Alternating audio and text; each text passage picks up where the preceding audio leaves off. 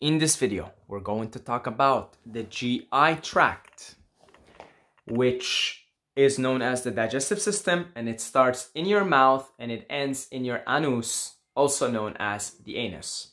So, one key thing to take note of here, the length of the GI tract, the digestive system, from mouth to anus is 30 feet long, which is converted to meters, 9 meters, a little over 9 meters. That's basically, take like somebody like Shaq, you know, he's like over 2 meters long, right? He's, you know, this giant basketball player. You'd have to have like 4.5 shacks, 4 or 4.5 shacks in length, okay? That's how long your GI tract is. And there's a lot of twists and turns in the GI tract. So when you eat something, it's gonna take a minimum, this is minimum, folks, a minimum of 12 hours to go from your mouth out your anus, your anus. Okay? So I'm talking about like if you eat a papaya, right? Papayas move quickly. In my experience, papaya may be the fastest moving food in the digestive system, or maybe prunes, right? Prunes maybe move faster. Nevertheless, there are certain foods that move faster than others. I'm talking minimum 12 hours. And that's if your GI tract is clean. Okay? If your GI tract is not clean, it's gonna take a lot longer, even for the papaya. If there's, think of it like a pipeline. If the pipeline is clogged, even something that moves quick through the pipeline, like such as a papaya or prunes, it's gonna take longer because the pipeline is clogged up. So it's gonna take longer. So this is very important to understand. And there's so many twists and turns, right? You got your small intestines are about 21 feet. That's where the longest, the bulk of the length of your GI tract is.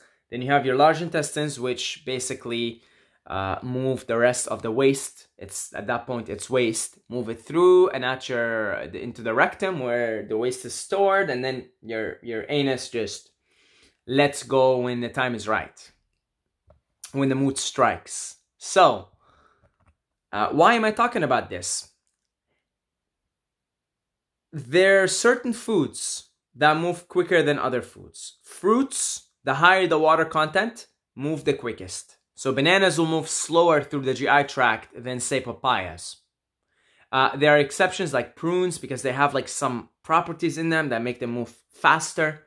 But generally speaking, this is generality here, the more the water content of a food, and the highest foods in water are fruits. The more the water content of a food is, the quicker it moves through the GI tract. So you have things like, let's say, chips, dried chips, right? They're potatoes, they're fried potatoes, you know, they're basically dehydrated. There's barely any water in them. They take a lot longer than, say, a papaya moves through the system. Cooked foods, they take longer, they clog up the GI tract. Meat takes up to 3 days to move through the GI tract. It's devoid of fiber and devoid of water, so it takes up to 3 days to move through. So if you have something fibrous like papaya, is watery and fibrous, so it like slides through the GI tract. And yet, even with a cleaned up GI tract, you have a minimum of 12 hours. Like if you're eating fruits only, your fruits are going to take anywhere from 12 to 24 hours to pass through the GI tract. And that's assuming you have a clean GI tract. Now, folks, why am I talking about this? Because practically everybody, practically all of humanity has been growing up eating the wrong foods all their lives. And their intestines, their GI tract is completely clogged up. So, this is a funny thing. When I used to have my GI tract all clogged up, before I realized, I studied the GI tract and I studied, you know, which foods actually move quicker, and I began to experiment for myself, and I did some juice fasting, some water fasting to clean up. I used to eat something and immediately after an hour or so, I'd go to the bathroom. And I think, wow, like before I knew about all this, and I think, wow, you know, I guess, you know, I get a fast metabolism here. Good job, right? You know, pretty quickly, 1-2 hours after eating, I'd go to the bathroom. Then later, I found out about all of this, and I found out, and I realized, no, that's old waste. That's old stuff. By the time that stuff came out, it might have been hanging out in my intestines for 2 days, 3 days, 4 days, right? It really depends on what I was eating. At those times, I was eating like chicken every day, fish every day, eggs, you know, things that move very slow, clog up the system. And so, of course, I used to think, wow, pretty quick metabolism. Whoa, quickly, you know, I ate and I shit, right? It doesn't work like that. If you have a cleaned up GI tract, like let's say completely cleaned up, and you eat something, you're not gonna shit right away. If you eat it, you're probably gonna shit the next day. You're not gonna shit right away. But if there's old waste hanging out there, yeah, you may find yourself shitting, you know, an hour or two after eating. So, if you have grown up and you ate conventional food, the standard American diet, right? Which, let's, you know, like 99% of you guys watching have been doing so, right? I grew up in the Middle East and I ate beef, I ate chicken, I ate eggs, I ate cornflakes with milk. Dairy was a regular, everyday part of my life. Cornflakes, cereal, cornflakes, the original, right? With milk every single day the first 22 years of my life for breakfast. If you've grown up and you've been eating all these foods, then your GI tract is a cesspool. It's toxic. It's full of toxins.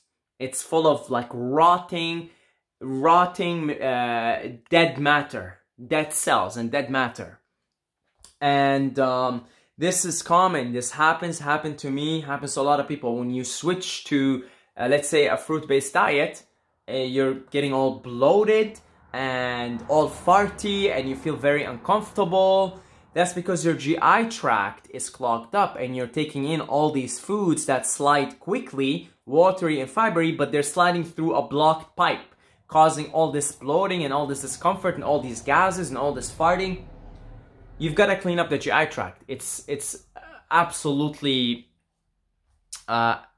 it's a key. You have to do this if you want to get on the path of wellness, of optimal health. I'm talking optimal health here, folks. I'm talking about waking up and feeling like, oh, I got so much energy, I don't know what to do with it. I'm talking about sleeping 4 to 6 hours at the most and having abundant childlike energy. If that's the kind of energy you want to achieve, start up by cleaning up your GI tract.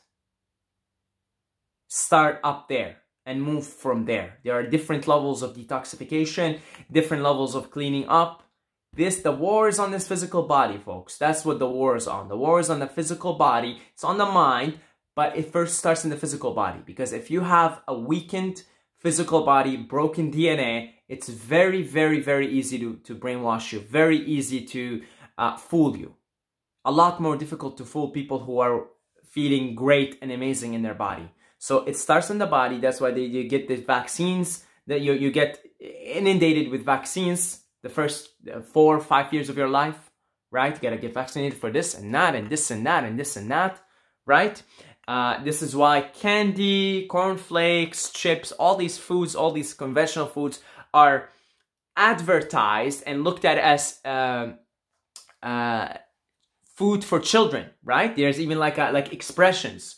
You know, it's like a kid who found these candies, right? Because candy became associated with children because, you know, the destruction, the war on the physical body starts from a young age. So do yourself a favor and do the world a favor and go on a solid food vacation. Go on an all liquid physical nutrition for some time. Okay? Whether it's water, whether it's juices, fruit juices and green juices, even vegetable juices. Whether it's urine, I'm currently going on a 3-day urine fast, and I'm planning on basically like kind of shifting over to urine as a primary source of nourishment, because it's unbelievable. Look into it, folks. Look into Shivambu. It's unbelievable. It's the golden elixir of life, the water of life. So do yourself a favor and clean up the GI tract. You're gonna feel fantastic. Your sleep is gonna improve dramatically, drastically. After you get through the detox symptoms, you'll wake up with more clarity. In the initial stages, you're probably gonna wake up like feeling really tired because the body just wants to rest and heal and recover. And you will gain a new reference point, folks. You will not be able to go back to the same old ways of filling up yourself with junk and getting full, because you'll have a new appreciation for the state of emptiness. I talk often about emptiness.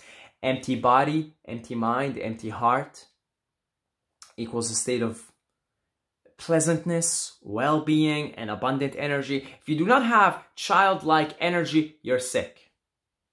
Okay? All of us are born sick in broken bodies, broken DNAs, and made further sickened by everything that we consume. The foods that we consume primary. That's like the primary weapon of the cabal, folks. It's the food. Okay? That's the primary weapon of which all the other weapons become activated. They can't brainwash you if you're healthy. They can't brainwash you if you're not, if you're self-reliant, self-sufficient. They can't do that to you. So they need you first to be in a weakened physical state, and then you're easy picking, easy target. You know, when wolves attack buffalo, or I think I've seen this on a documentary lately. I don't know if it was buffalo, but it was some big, or deers. I think it was deers actually. Yeah, the wolf. There was this wolf attacking the deer, and what they do is they'll signal out the cubs, the small ones, the babies, the baby deers, because they're easy picking, and then they'll try to hunt them. Sometimes they're successful. Sometimes the baby deer runs because the deers are really quick. But they'll signal out that they won't actually go near the big deer. They know they have little chance to catch the big deer, unless unless they have like the whole pack and have a plan. But if it's one wolf attacking deer, they usually will try to go for the cubs, for the small ones, the babies, the vulnerable ones. And the way the cabal makes humans vulnerable is they attack they attack the DNA, they attack the physical body, they weaken you in your state, and then they make you this vulnerable baby deer, metaphorically speaking, and then they can attack you with the mental brainwashing. You see, and you need pharmaceuticals, and you need this, and you need that, and it goes on. And you need to go shopping, right? That's another thing, right? If you know how to grow your own food and you're living off grid or living, in God's lands and nature, you don't even need to go shopping. Then the brainwashing happens. So, the moral of the story, your GI tract is 30 feet long. It's 9 meters. 9 meters. Okay, I'm like 166 meters, right? So there's like what, 5, 6 of me, right? That's how stretched out the GI tract is. It's like twist. It's always twisting. So it's very easy for food to get caught up. Let's say the food is moving, and if it's a slow moving food with no water and no fiber, it can like get stuck in here, and it can get stuck there permanently, unless of course you clean up and you do some kind of salt vacation, because it sticks to the gut. There's mucus there, and it just gets stuck to the gut wall. It sticks there. You see, so keep that in mind, and then yeah, clean up. Go on a solid food vacation. Clean up the cesspool that's in there, the dead cells and dead material there that's been rotting for years and years and years and years. Okay, so best of luck. I recommend you check out John Rose. He always talks about juice fasting. Look into urine therapy. Look into a book called The Water of Life. Look into Arnold Ehret's book, The Mucusless Diet. All right, and I wish you the best of luck. I wish you health, well-being, vitality. Wim Hof has a beautiful saying, our natural state is happiness, health, and strength.